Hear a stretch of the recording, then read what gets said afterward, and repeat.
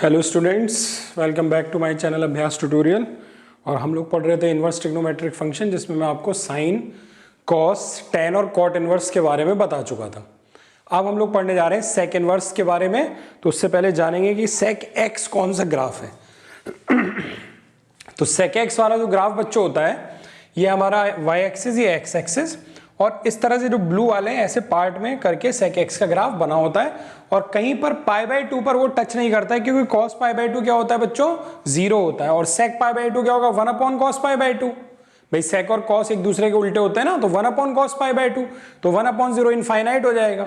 इसलिए यहाँ पर पाई बाई 2 पे डिफाइन नहीं होता है, तो किसी भी पाई बाई 2 पे ये इस लाइन को टच नहीं करेगा। ठीक है, तो इस तरह का कर्व होता है। अब ये भी बाइजेक्टिव फंक्शन नहीं होता। अगर हम पूरे को देखें, ऐसे आगे तक चलता रहेगा ये। तो हम लोग इसका एक छोटा सा पार्ट चूज करेंगे, एक प्रिंसिपल ब्रांच चूज करेंगे। तो वो ये वाली चूज की है जो मैंने यहाँ पर डार्क कर रखा है, ये वाला ब्लू वाला पार्ट। और इतने पार्ट को उठा करके केवल मैंने क्या किया है, ये कहां से कहां तक का पार्ट है, 0 से पाई तक का। आप चेक करो कहां से कहां तक का, 0 से लेकर के पाई तक का, ये मैंने यहां बना लिया। तो ये वाला पार्ट, ये ब्लू वाला यहां आ गया, और ये ब्लू वाला पार्ट यहां आ गया। ये हमारा जो है प्रिंसिपल ब्रांच हो गई। और इसका डोमेन अगर आप देखोगे तो ये 0 से लेके पाई तक बना है, बट पाई बाई 2 इंक्लूडेड नहीं है। तो डोमेन हो गया 0 से पाई, बट पाई बाई 2 पे हमने क्या लगा लिया है, एक राउंड ब्रैकेट लगा लिया है। अब हम आते हैं रेंज के बारे में बात करें। तो इसकी रेंज अगर आप देखो तो रेंज कहां से कहां तक है भाई, इसकी नीचे जा रहा है माइनस इन्फिनिटी से, ऊपर कहां तक आ रहा है, -1 तक। यानी माइनस इन्फिनिटी से -1, और फिर बीच में कुछ नहीं है, फिर 1 से लेकर के प्लस इन्फिनिटी, 1 से लेकर के प्लस इन्फिनिटी। तो ये इसके डोमेन रेंज हो गए। तो इनवर्स वाले के क्या डोमेन रेंज होंगे, जस्ट इसके रिवर्स वाले हो जाएंगे। तो जस्ट रिवर्स हम लिख सकते हैं, लेकिन डायग्राम भी जरा देखिए कि कैसा होगा। तो मैंने आपको बताया कि इनवर्स फंक्शन के लिए हम लोग क्या करते हैं, y बराबर x वाली लाइन से रिफ्लेक्शन बना लेते हैं हम लोग। तो ये मैंने y बराबर x वाली लाइन ड्रॉ करी है, चलो थोड़ा डार्क कर दे रहा हूं, ये वाली ड्रॉ करिए y बराबर x वाली, दिस वन। अब यहां से आप रिफ्लेक्शन ले लीजिए। तो जब आप इसका रिफ्लेक्शन लोगे ना, इस वाले का, तो इसका रिफ्लेक्शन तो भाई इससे मिरर इमेज बनानी है, तो कुछ ऐसे नहीं बनेगा।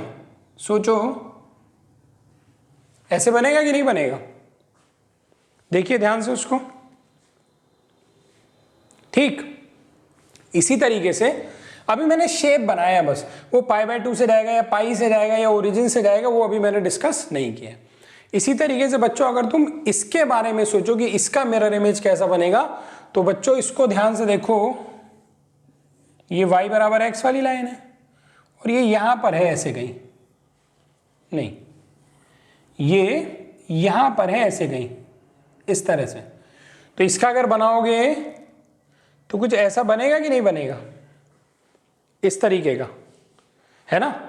तो और इधर वाला जो इमेज बनाया था वो मैंने कुछ ऐसा बनाया था। तो कुछ कुछ हमें अंदाजा लगा कि कैसा शेप होगा, 2 पार्ट में होगा। एक्चुअली कैसा बनेगा वो मैं अभी एक फेयर डायग्राम बना देता हूं।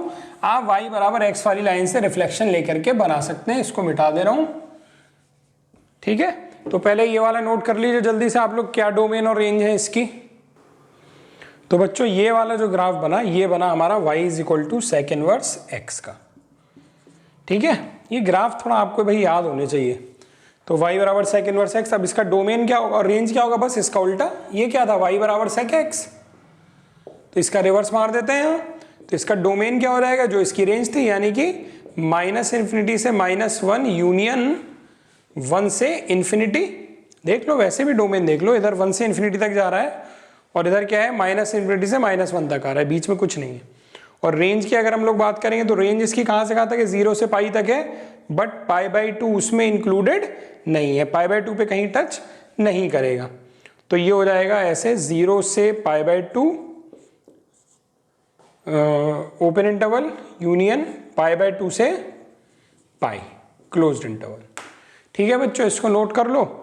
इसकी प्रिंसिपल वैल्यू की अगर हम लोग बात करेंगे तो प्रिंसिपल वैल्यू कहां से कहां तक लाई करेगी बच्चों, जो हमने प्रिंसिपल ब्रांच ली थी उसका डोमेन क्या था, 0 से पाई, बस पाई बाई 2 हटा करके। तो उसको हम लोग ऐसे भी लिख सकते हैं अगर चाहे तो, 0 से पाई माइनस पाई बाई 2, ऐसे भी लिख सकते हैं इस इंटरवल को हम लोग। ठीक है, तो ये हुई प्रिंसिपल वैल्यू क्या होगी, 0 से पाई तक कोई भी वैल्यू चलेगी, बस π/2 नहीं चलेगा सेक इनवर्स के लिए। चलिए कुछ क्वेश्चन हम लोग करके देखते हैं अब। चलिए ये क्वेश्चन देखते हैं 3। पहला है सेक इनवर्स 2 की प्रिंसिपल वैल्यू, तो कैसे निकलेगी, कॉस सेक इनवर्स 2 का मतलब कॉस में वैल्यू क्या होगी 1/2 रही होगी, तो कॉस में 1/2 वैल्यू कब होती है 60 डिग्री पर, यानी कि π/3 पर। तो ये वैल्यू किसकी होगी π/3 पर, तो इसको आप कुछ थीटा मान लीजिए और यहां से क्या हो जाएगा sec theta is equal to 2, यानी यहां से क्या हो जाएगा sec theta is equal to sec π/3, तो थीटा बराबर π/3 जो कि इस ब्रांच में आ रहा है और π/2 के इक्वल भी नहीं है। तो पहले क्वेश्चन का आंसर आपको जो है वो मिल गया π/3। चलिए नेक्स्ट क्वेश्चन हम लोग देखते हैं, सेक इनवर्स √3/2। जरा √3/2 की वैल्यू निकाल के चेक करोगे तो 1.732 डिवाइडेड बाई 2 यानी लमसम 0.8 के आसपास आएगी। आप देखो सेक इनवर्स के अंदर कभी 0.8 नहीं हो सकता, सेक इनवर्स का ग्राफ यहाँ बना हुआ है, -1 से 1 के बीच की कोई भी वैल्यू x की होती ही नहीं है, x की कोई भी वैल्यू -1 और 1 के बीच की नहीं होती है। आप चेक करो ना, डोमेन क्या होता है -1 और 1 के बीच में कोई वैल्यू नहीं होती है, और ये यहाँ पर -1 और 1 के बीच की दी हुई है, तो ये क्या हो गया नॉट पॉसिबल आप लिख देंगे, मीनिंगलेस है ये, ठीक है। नेक्स्ट क्वेश्चन देखते हैं, सेक इनवर्स 2/√3, ये पॉसिबल है कि नहीं, सेक इनवर्स 2/√3 पॉसिबल है, हाँ ये पॉसिबल है, आप कैलकुलेटर से करके भी देख लीजिएगा। अब कॉस में इसका उल्टा सोचा करो, क्योंकि भाई हमें सेक की वैल्यू इतनी नहीं याद होती है, लेकिन साइन कॉस 10 की याद होती है। कॉस में इसका उल्टा सोचो, √3/2 किसकी वैल्यू होती है 30 डिग्री की, 30 डिग्री यानी π/6 की, तो ये भी π/6 की वैल्यू होगी सेक में। तो लिखने का तरीका, तो इसको क्या मान लेंगे थीटा मान लेंगे, फिर सेक थीटा इक्वल टू क्या हो जाएगा 2/√3 हो जाएगा, तो सेक थीटा इक्वल टू क्या हो जाएगा सेक कितना था 30 डिग्री ना, यानी कि π/6, तो थीटा बराबर π/6 इज योर आंसर। तो इस तरीके से इनकी प्रिंसिपल वैल्यू निकाली जा सकती है, ठीक है। चलिए आगे बढ़ते हैं, अब कॉसेक इनवर्स x का बच गया एक, तो इस वीडियो में हम लोग सेक इनवर्स के साथ साथ कॉसेक इनवर्स भी कवर करेंगे, तो बनाते हैं उसको। चलिए हम लोग, तो बच्चों ये मैंने बना दिया कॉसेक x का, केवल प्रिंसिपल ब्रांच बनाइए और y बराबर x से इसका जब हम लोग रिफ्लेक्शन लेंगे तो ये कर्व बनेगा, ठीक है। तो कॉसेक इनवर्स x वो बना है, कॉसेक x ये बना है, इसका डोमेन देखो -π/2 से π/2 बट 0 इंक्लूडेड नहीं है, तो -π/2 से π/2 बट 0 इंक्लूडेड नहीं है।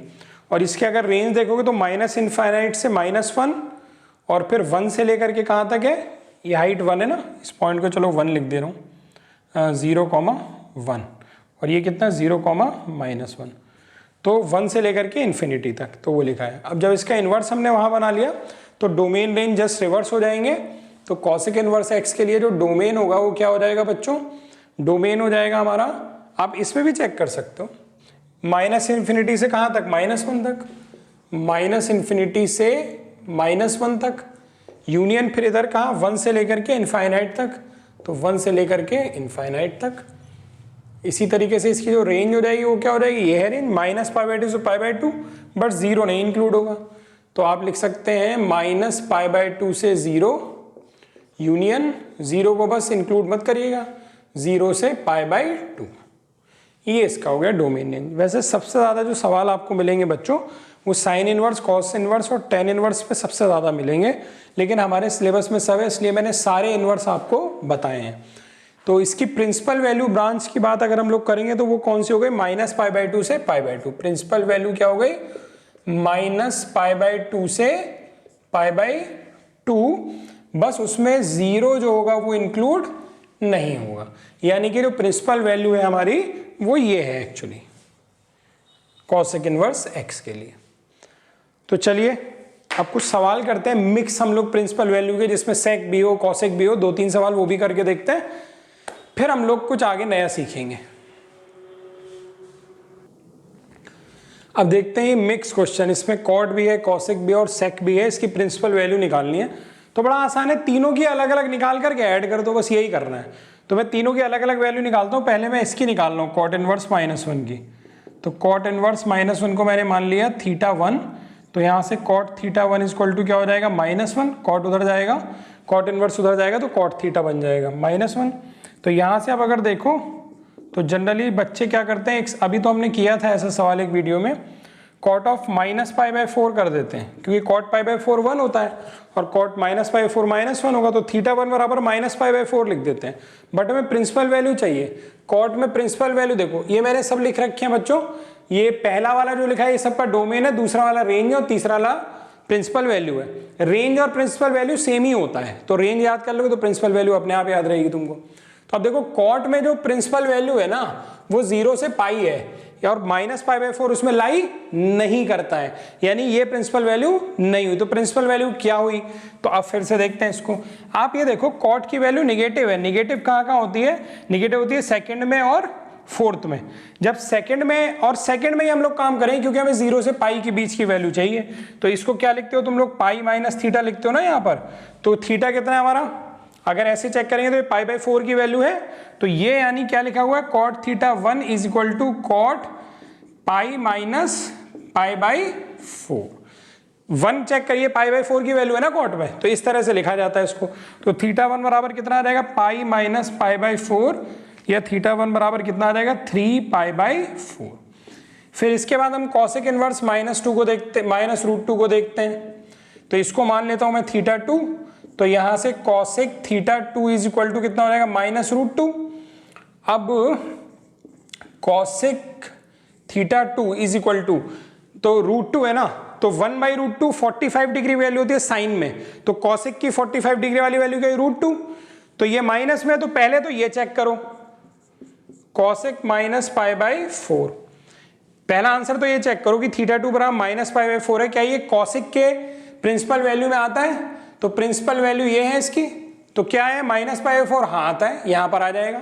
इसका मतलब यहां की प्रिंसिपल वैल्यू जो हो गई वो क्या हो गई, -π/4 ही हो गई। ठीक है, √2 जो होती है cosec π/4 की वैल्यू होती है, तो यहां पर माइनस लगाया तो इसलिए -π/4 की वैल्यू है। तीसरा वाला देखते हैं जरा, sec इनवर्स 2।